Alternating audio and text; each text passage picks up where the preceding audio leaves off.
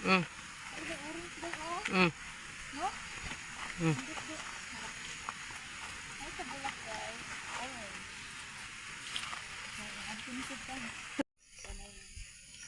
Hi guys, sugod na tagbaktas guys. Start na ang paglalakad. Dito na tayo guys. Papunta na tayo doon sa farm. Maganda maglakad ngayon guys kaya hindi pa masyadong mainit.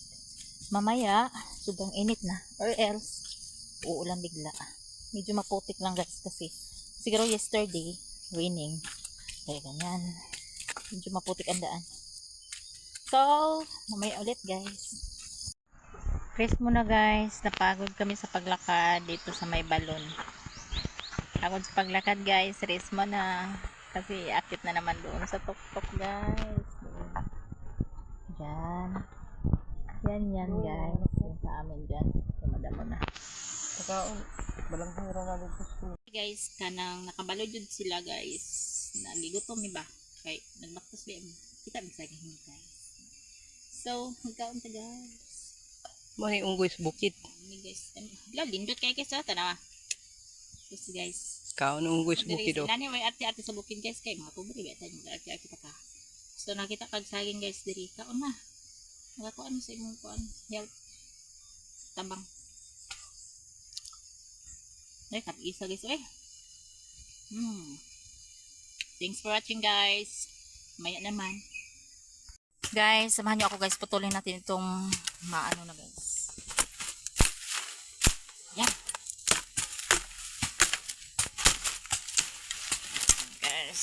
Ito na guys. Oh, sige guys. Try natin ito guys. Ano ni dyan dito? Ano pong daot na rubis bukid? Tinuon niya pag may dyan eh.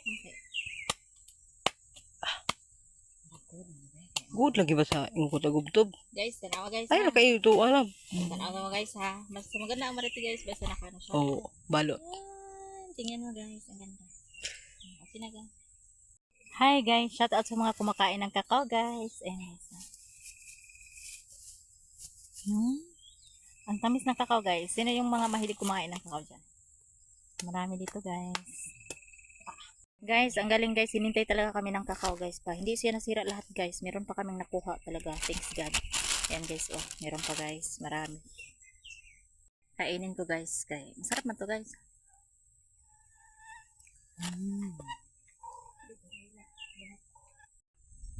Ayan guys. Nasira na guys. Kasi hindi namin napuntahan. Nasira na yung iba. Umitim. Tingnan namin kung may ano pa ba.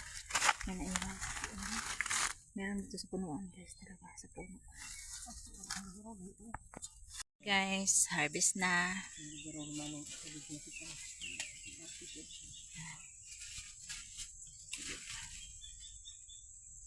Ganyan siya guys. Pagod talaga guys pag nabalot yung kakao guys. Maganda ang ano siya. Tingnan mo guys, walang sira no.